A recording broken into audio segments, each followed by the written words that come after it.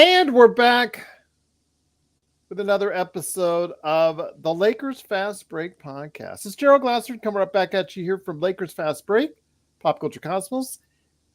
But actually, see force of habit out there, everyone. It's Inside Sports Fantasy Football. Lakers Fast Break is coming up at a little bit later on, 10 o'clock, when Joe is available. He's catching the Dodgers game right now. It is Inside Sports Fantasy Football. Yeah, I know Xbox. I'm familiar. I get Spotify's, and he is with his affiliation with the Ringer, and of course that he owns the Ringer and its affiliation with Spotify. All I get are Bill Simmons podcasts. Absolutely. So, you're thrown right in my face. Whether it's about Mr. McMahon that he executive produced, or whether it's about the Celtics or the NBA or how the Lakers suck in his eyes and all that stuff, or his picks, or his movies that he likes to go ahead and talk about. Yeah, believe me, I get my fair share of Bill Simmons, more than I actually want to as a Lakers fan. But it is, of course, Gerald Glassford. Thanks again for joining us on Inside Sports Fantasy Football. Week 4, it's coming up right here for you. Week 3 is in the books, but for those out there in fantasy football land that have gotten off to a bad start, it's our annual Is it time to hit the panic button for your fantasy football team? We'll discuss that on today's show, because you could be 0-3 right now. You could be wondering, what can you do to make things better and get back on the right track? We're going to try and help you guide through that here on today's show. And here today with me is a good man indeed. He is one half of the Domination Sports Nation, the tag team known as Dominic Lardieri, and of course his dad, a guy who is going through the trials and tribulations like I saw all 6 episodes of the WWE with Mr. McMahon. He is going through his own trials and tribulations with the New York Giants. It is Chris Lardieri. Chris, great to have you here. Cool, bro. We will discuss that. And that very thing that you're talking about right now. He is Cool Bros in the chat. He is 0-3. But Chris, great to have you here, my friend. I always think of our episodes that we do on a regular basis each season, Chris. Mm-hmm. The panic button episode is always my favorite. I don't know. Maybe I'm a glutton for punishment. I don't know why. I have won leagues where I've started 0-3, so I don't hit the panic button yet. But for some, it may be time to do just that. Yeah, it's getting there. Great to be back, Gerald. Unlike the real NFL, you hit the nail on the head. You can win if you start out 0-3, but there are a lot of moves you need to make, and you got to be proactive on some things. And you can't be too in love with your lineup right now if your team's 0-3. Maybe you drafted a guy a little too high, but this isn't the NFL. There are no salary cap implications. In the case of you, Cool Bro, you should have made your entire fantasy football team based off the Los Angeles Rams. That was not a good move, because you're reliant on one team's success or failure. And despite the fact that they win, the injuries are tough to overcome, especially to your 2 top receivers who are now out. And that's what happens for some teams out there. But there are other players out there that are experiencing some troubles, Chris, whether it's poor performance, whether it's injury based, whether it's other factors. You know, like, for instance, the first couple of weeks, I put in the wrong players at the wrong times based off of what we had talked about, what we thought, what we felt, what the matchups. But then, again, they have to go ahead and play the games out in the field, and you're not always sure what happens. But again, I'm coming back. I got 1 wins over the course of the weekend, but there's other teams that are not. Your first advice for somebody out there that has a lineup, I don't know about Cool Bro in the case of his, because, again, he's so reliant on the Rams that basically at this point I'd have to tell him to either make a ton of trades or hit the waiver wire real quickly. Chris, your thoughts on teams that have gotten out of the gate slowly so far this season? Yeah, so I mean, for me, we in both our leagues we had our first loss. Not much we can do. You go up against a Josh Allen or another team just had phenomenal weeks out of their players. There's not a heck of a lot you could do at that point in time. You're just hoping you score points. But if you're 0-3, you've got to first and foremost start with the quarterback position. How's your quarterback performing? We have Anthony Richardson, thankfully, in both leagues. We drafted quality backup quarterbacks. So if you don't have one, we've been advocating this for years on this show. You better go out and get one. I know Geno Smith was out there a few weeks ago. Someone like him, a bona fide starter. Now, you're not going to expect Josh Allen points out of these types of QBs, but you have to have a backup. At a bare minimum, the bye weeks are coming up. If your team's not getting the production, you may need to start rotating your quarterbacks. And then, two, for the wide receivers and running backs especially, you've got to play the waiver wire. In one league, we've got Chuba Hubbard. I would strongly go out there. I'd encourage you to go out there and get him. Dom, to his credit, said, sit tight, Dad. I think he can produce, and the miracle happened. Andy Dalton gets a starting nod. The Panthers offense wakes up, and Chuba Hubbard has value. So even if we don't need him, maybe we've got some trade bait there. So that's what you got to focus on. And then, too, like, for instance, you got to start streaming your defenses and kickers. If kickers aren't producing, I'm not saying you got to rotate them every week, but there are some teams. I mean, we have Josh Elliott in one league, and the Eagles were pretty anemic. He had 1 point. Now, I'm not saying to cut him, but if you've got teams that are showing a trend where either they're not kicking a lot of field goals or they're only getting some extra points, it might be time to switch your kicker, for instance. And then with the team defenses, play the matchup. One league, I've got the Seahawks, and they're up against the Lions. Probably not going to want to play them this week with the way, even though the Lions have put up a ton of points against the Cardinals, but they're capable of breakout any week. Once again, it is Chris Sardieri from the Domination Sports Nation. It's me, Gerald Glassford. Thanks again for watching, listening. It's Inside Sports Fantasy Football. So with that, before we get into week 3, what happened as far as some of the performers out there, both good and bad, and then, of course, our picks for week 4 coming up, my friend, wanted to ask you, again, there's a lot of people out there that have started out 1-2, 0-3, and they are struggling and they are panicking. You can see it because your league will find that 1 or 2 teams that are trying to throw out every trade scenario imaginable. They get desperate. They look like they're going to hit the waiver wire, but they get the wrong players. And you're just saying to yourself, what is this person doing when you look at their roster? Your thoughts, my friend, it's fine. But for those players that are panicking, there's got to be better options for them. There's got to be ways that they could go ahead and look at the things maybe from a different perspective than what they've been doing so far this season. Yeah, I think when you can really get into the weeds with analytics and advanced stats and things like that, but one thing I like to look at is with running backs, if there's a trend where one running back may be getting more touches than the other, he may not have the production in a particular week, but you'll start to notice guys getting more reps, especially the younger running backs. Then with receivers too, you got to look at who's getting targeted. I mean, I mentioned Dalton before. With the switch at a quarterback, for instance, certain guys get targeted. You look at Caleb Williams. While he's struggling with the Bears, I don't necessarily think that's bad for his wide receiver. We got Odunze in one league, and he got a ton of activity this past week against the Colts. So start keeping your eye on those box scores. I mean, I play in Yahoo leagues, and if you look, you'll find most, if not all, of the information you need by looking at the game log for a particular player. And then, too, if you are going to do a trade, I saw Fleury come across in some of Dom's other leagues with his friends. You can't be doing the, I don't know, I'll just throw someone out there who's struggling. Like Anthony Richardson came off a bad week, so let me trade him now and try and get more than he's worth.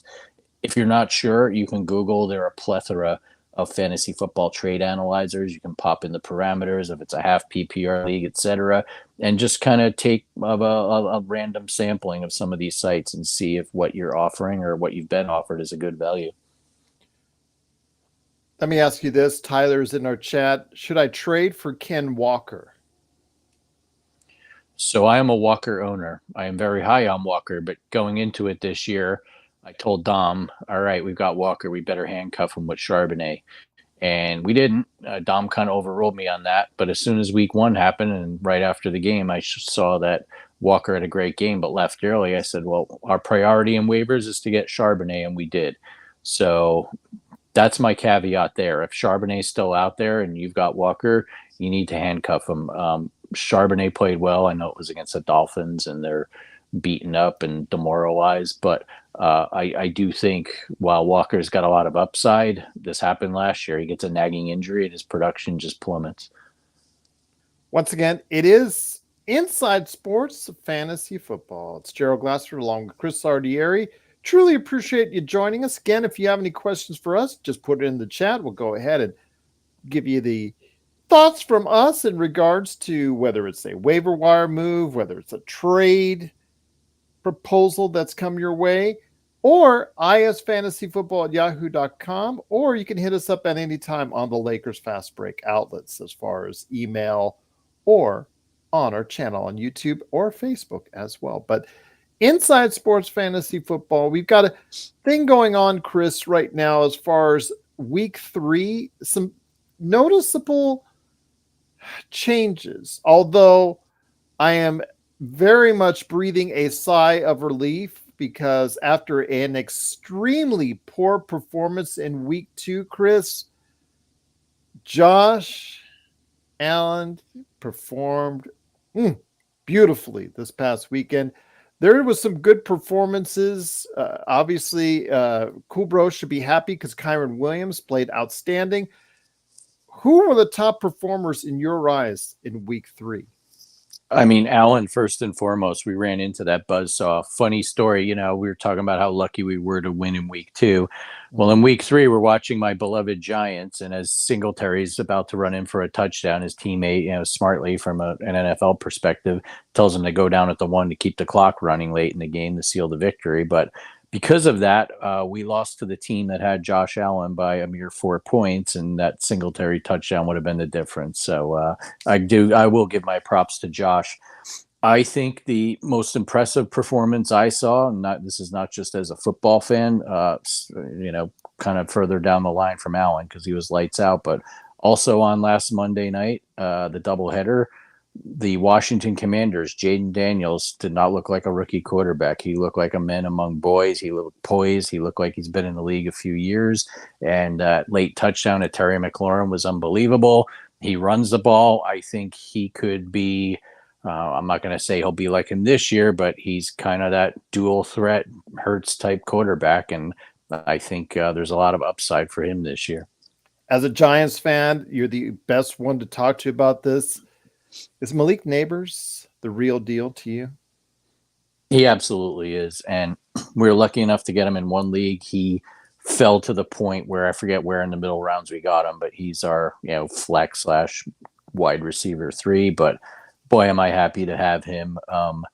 Not only does he get, as I was mentioning earlier, a bulk of the targets and a ton of the catches for the receiving core, but he made Daniel Jones look better, which is pretty hard to do. And I know there's a lot of comparisons to OBJ and this and that, but I think that while it's unfair, I think he's got the potential to be one of the best rookie wide receivers in the NFL. I think it's a horse race right now with him and Marvin Harrison Jr. a few weeks in, but they put Denzel Ward on him and he couldn't cover him at times. So as a Giants fan, I'm optimistic, but in fantasy, I highly doubt he's out there for anyone. But if you have him on your team, I think he's a guy, regardless of matchup, that's going to be a must start every week. Wanted to go ahead and get a question in from Emerald. Jonathan Taylor and TJ Hawkinson for AJ Brown.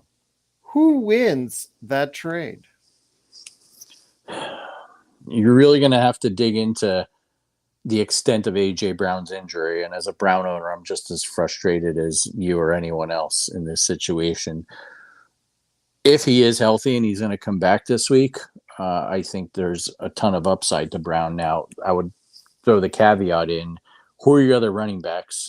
If you're giving up Taylor, who are your other running backs? Because just say what you want about him, he's going to have his ups and downs, but he's a clear RB number 1. He looks healthy this year. If Richardson can come around and improve, that can only help Taylor. So that'd be my caveat there. On paper, though, I think I'd be a little leery of trading for AJ Brown right now, unless he's got a clean bill of health, and whatever this nagging injury is, it's not going to affect him all year.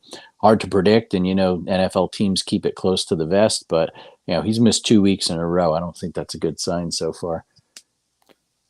Once again, it is Inside Sports Fantasy Football. Chris Ardieri from the Domination Sports Nation podcast, along with me, Gerald Glassford. Thanks again for watching, listening. Truly appreciate it. Again, if you got any fantasy football questions, just pop it in the chat. Glad to go ahead and answer them for you at any time.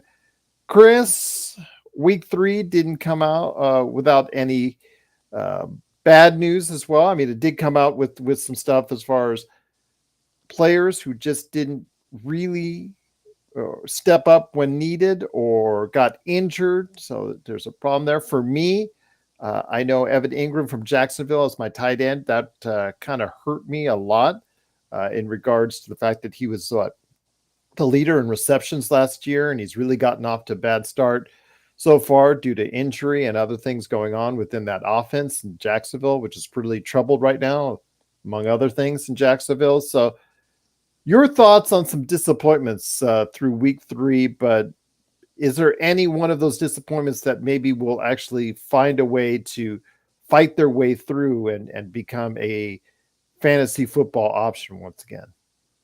Yeah, I mean, just from top to bottom, the 49ers have to be a major disappointment. And I know Purdy hung in there and played a nice game for most of the game Sunday in Inglewood, but I just think everyone on that offense, I know Samuel's out, I know McCaffrey's out, Brandon Ayuk got a big contract. He's been a major disappointment, and I think it's affecting Purdy and Kittle as well. Those names seem to really kind of stick out to me.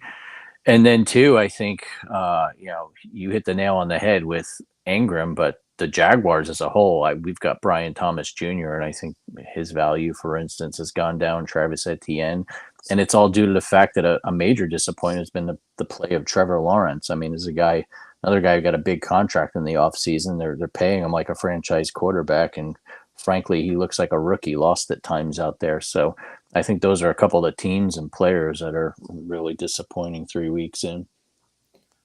So we turn our attention now to week 4 in the NFL.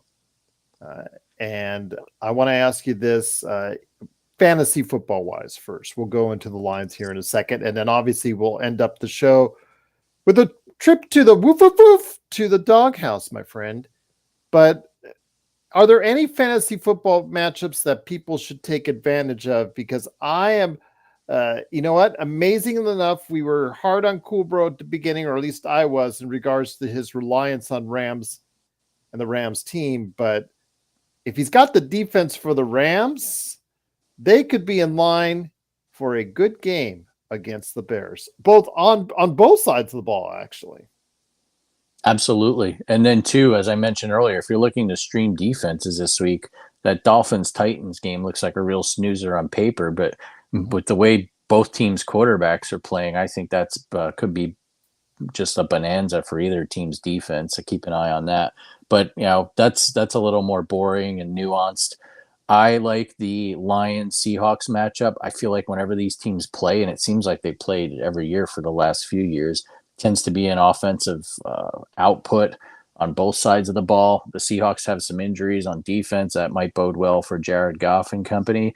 And then too, I like the way the Seahawks are playing. Geno's throwing the ball well. Charbonnet's been a nice sub for Walker, as we mentioned. So I think that could be a good game on both sides for fantasy owners. So with that, there are plenty of interesting games coming up on the docket for this week, NFL week 4, my friend. I know that a couple for me stand out, but I'll start off with you first, my friend. As far as the matchups, again, just as far as from a sports entertainment value only, we're not talking underdogs as of yet. What matchups are really intriguing when you saw how the lines they put them out? Yeah, the one I was really looking forward to, and now looking at the lines, I think it's might be a disappointment, is Chiefs Chargers, and it's SoFi. It appears just by what Vegas is saying that Herbert may not play, which is unfortunate. But when these teams play, it's always a good battle. Dom and I went 2 years ago. It was an excellent game. Came down to the wire, and the Chiefs pulled it out. So if Herbert plays, that's one I think I'd be interested in seeing. And then another one is the rematch of last year's wild card game between the Buccaneers and the Eagles.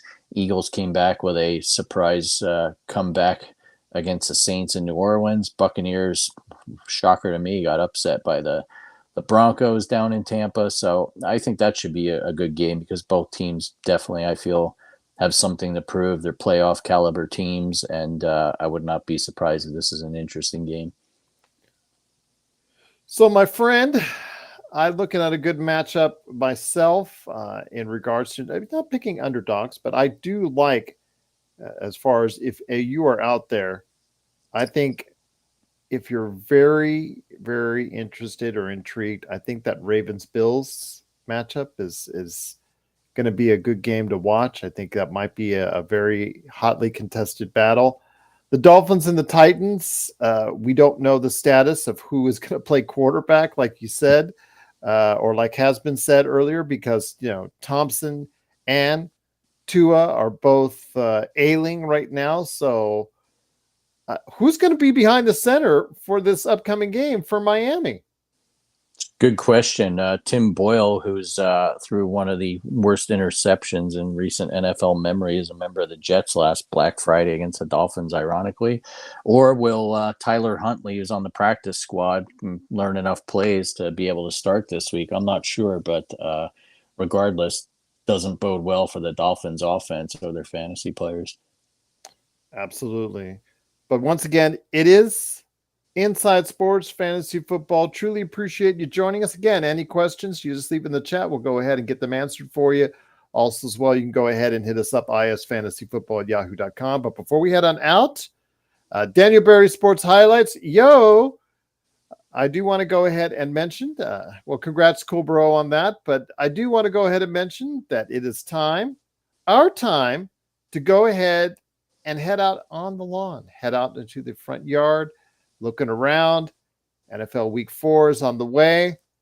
We talked about some games that we like, but we got to go ahead and woof, woof, woof, head over to the doghouse. So your thoughts, Chris, on what interesting underdogs you have in mind for NFL Week 4? Yeah, a couple stick out. Before I get to that, I have to acknowledge I had my first loss last week, but I want to give special thanks to Raheem Morris. Last I checked, the Falcons in the fourth quarter were down by 5. They decided to go for it a couple times on fourth down. I know one was a controversial non-pass interference call on a third down to Kyle Pitts in the end zone, but regardless, you're going to go for it on fourth. You need to have a better play call. Last I checked, they could have kicked 2 field goals and won that game because they did stop the Chiefs after that first possession and drove back down and just called a horrific sweep play on 4th and 1 deep in Kansas City territory. So I didn't cover. There's my first loss, but these guys love going for it on 4th down, but they forget that half the battle is the play you call. So I digress. That's my sour grapes for the week, Gerald. But I looked at the Rams getting 3 in Chicago, thought that was interesting, but with just the amount of injuries the Rams have had and the fact that Kyle Shanahan all but gifted the game back to Sean McVay and his Rams, I decided not to go with that one. Going with the aforementioned Washington Commanders, they go into Phoenix, technically Glendale, to take on the Cardinals. They're getting 3.5 points. Gerald, you know how much I love that half a point. I can't pass up on it. It's my vice when it comes to the doghouse. But besides that, I do feel that the Commanders are turning a corner. Jaden Daniels is playing well. And I think it'll be an interesting matchup with another fine young quarterback, Kyler Murray. But looking at the way the Lions kind of handled the Cardinals this past week, the Commanders will have a tall order there. But I do think both teams can match up, lighting up the scoreboard back and forth. And games like that always seem to come down to a field goal. So I'll take the extra gift of half a point and say that the Commanders will cover, getting that 3.5. As for me, I kind of think, and you might be glad to hear this, my friend, I'm thinking the Giants and taking the 6 at home against the Dallas Cowboys. We will find out exactly if the Cowboys season is going to go off the rails or not. I think this weekend might be a test to that, whether or not it steadies itself and the problems may have subsided for Jerry Jones, or if it becomes problematic because they are going into New York. Again, they go in as a 6-point favorite, but yeah, they have not looked very convincing so far this season. So you might want to look into that 6-point spread for the Giants, Chris. I hope you're right. I mean, I'm greedy. I want to win outright, but yeah, that would be a small consolation prize. Once again, it is Inside Sports Fantasy Football. Truly appreciate you joining us, my friend. It's been great having you on. I will be coming back later for those watching on YouTube tonight at 10 p.m. Joe, when he's finished with the Dodgers game. We are, because, as a Dodgers fan, he's really nervous right now.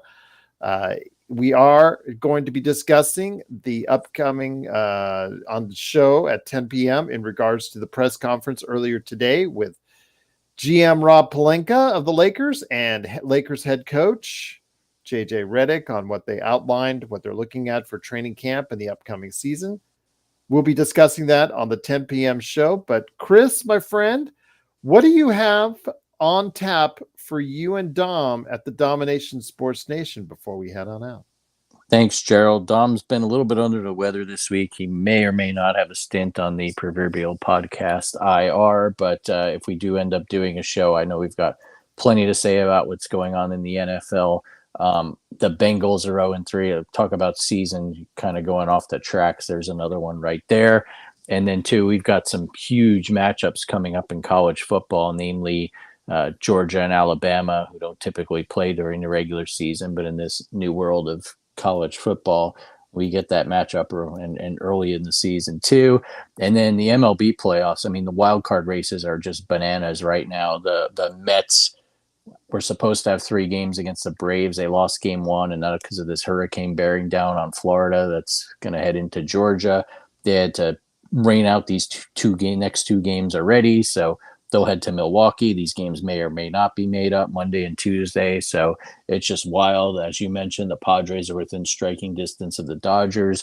My Yankees don't seem to want to win the division or put away the Orioles, who are still hot on their heels. So, same thing for Joe's Dodgers. Yeah, I mean, a lot going on. And seedings are still up in the air, too, because you got to remember that number 1 seed gets the bye, gets a week off. There's some debate whether that's good or not. But I can't remember a baseball season that had so many moving parts up in the air this late in the season. And then, too, let's not forget the last game at the, I don't want to say historic, but it kind of is, Oakland Coliseum for the Oakland A's before they head off to Sacramento and eventually to your hometown of Vegas. There you go. Yeah, looking so forward to it because they're going to blow up the Tropicana here soon.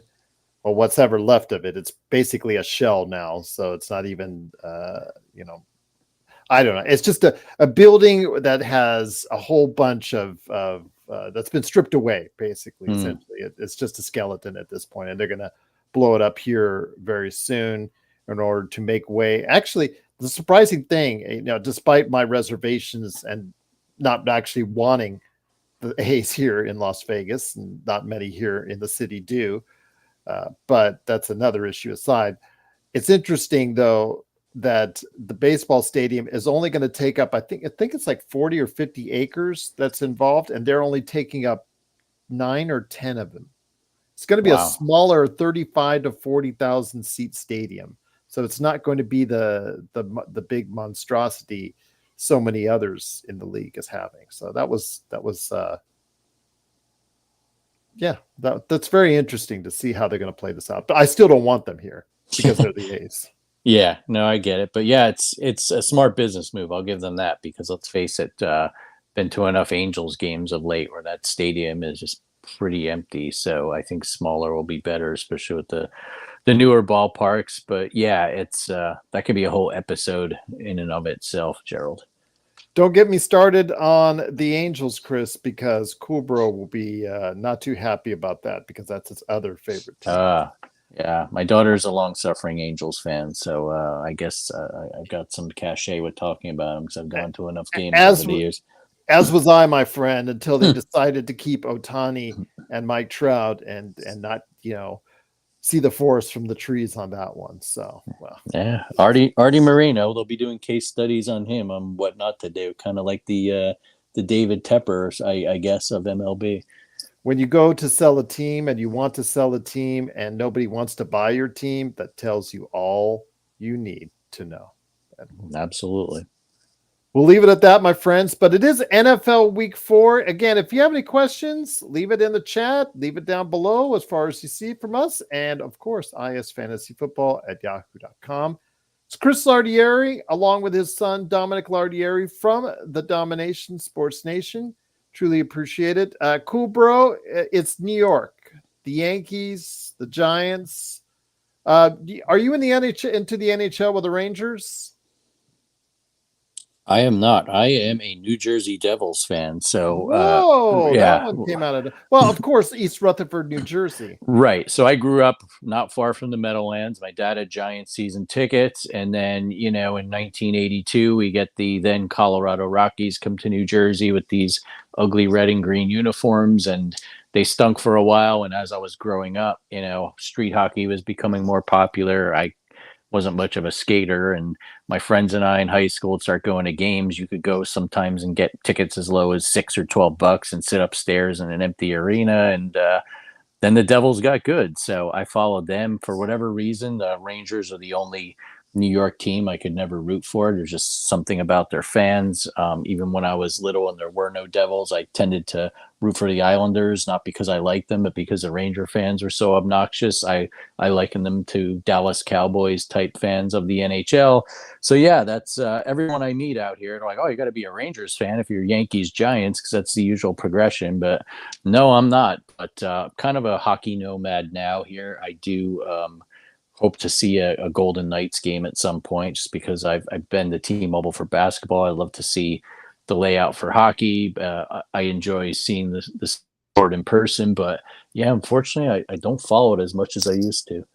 Wait till you go see the Golden Knights as far as the experience there. They perfected the arena experience, and now everybody has been trying to emulate it ever since. So it is truly incredible what they did, and part of the reason why the city loves them so much as far as the Golden Knights are concerned. But my friend, it's been great talking to you.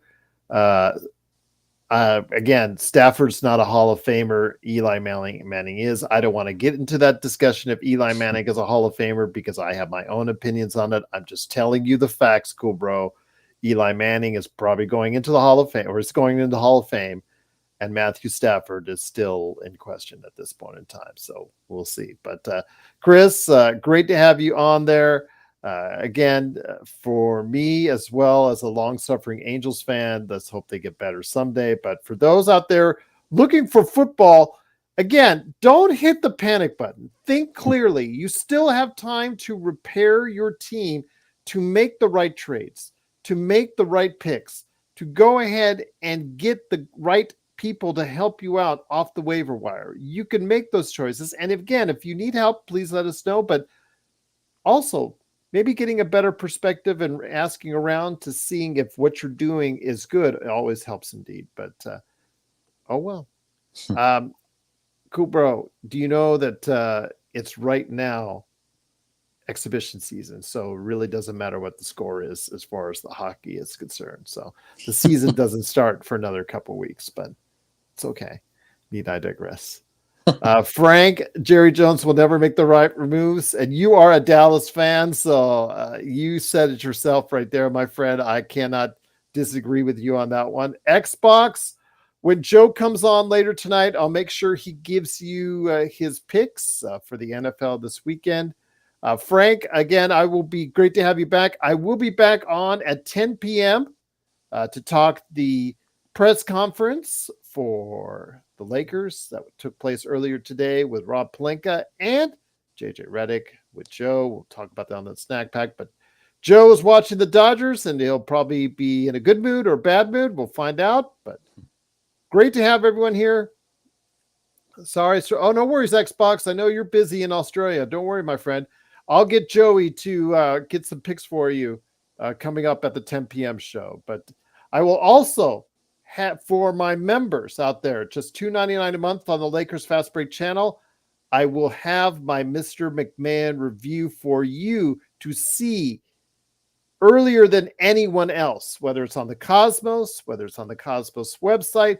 You will see it first ahead of those outlets. And whether I'm not going to talk about the Lakers Fast Break, but make sure that you guys as members see it first. $2.99 a month, become a subscriber, be a member today. Anything you do to help us out, the Lakers Fast Break, and anything you can do to help us out right here for your fantasy football picks. Here's hoping you have a great and successful fantasy football weekend for NFL Week 4 right here from all of us at Inside Sports Fantasy Football. We'll see you for the Lakers Fast Break at 10 p.m. tonight.